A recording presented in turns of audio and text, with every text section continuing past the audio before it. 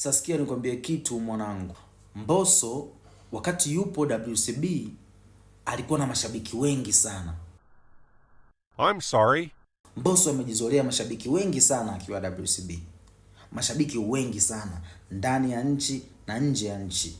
Amejizolea mashabiki kibao, na Mbosso ametoka WCB kipindi yupo kwenye prime yake.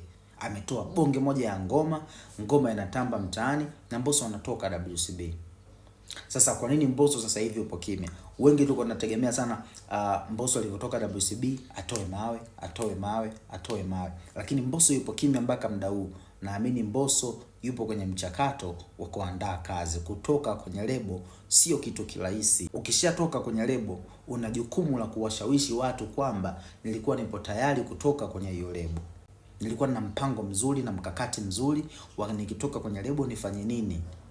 Ukishatoka kwenye lebo unabidi uwashawishi watu kwamba ulikuwa upo tayari kutoka kwenye hiyo lebo. Na mashabiki ambao uliwapata wakati upo kwenye ile lebo inabidi uwashawishi kwamba jamani, kijana wenu nimetoka, lakini pia nipo kivyangu na ninafanya vizuri, naomba mje kunisupport. Mbosso ametoka WCB, tokea ametoka WCB yupo kimya mpaka leo, yupo kwenye mchakato wa kuandaa kazi.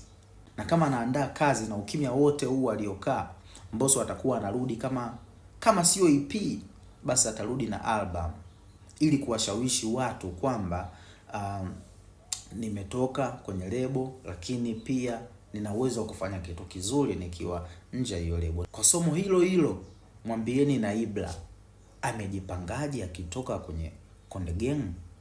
Amejipangaje akitoka kwenye hiyo lebo? Ukishatoka kwenye lebo utakuwa na uwezo wa kujisimamia, kwa sababu kazi utakazozitoa baada ya wewe kutoka kwenye lebo ndio zitafanya mashabiki tujue Ibra alikuwa tayari kutoka kwenye lebo au alikuwa yuko tayari kutoka kwenye lebo, au anahitaji ile lebo, au alikuwa anahitaji ile lebo kuliko lebo inavyomhitaji yeye. Kwa hiyo ajipange. Huku nje sio kazi rahisi, huku nje ni kugumu. Kama anavyoona Mbosso alikuwa na mashabiki wengi sana. Mbosso ana mashabiki wengi kuliko Ibra, lakini Mbosso mpaka sasa hivi yupo kimya, anajipanga na ujio wake mpya kwamba atarudije tena mjini. Kwa Ibra angalie mchakato wa mwenzake na ajue huko nje sio kitoto, huko nje sio kinyonge, huko nje sio kinyonge. Mashabiki wanabembelezwa, mashabiki inabidi waaminishwe kwamba kweli ulikuwa tayari kutoka kwenye hiyo lebo.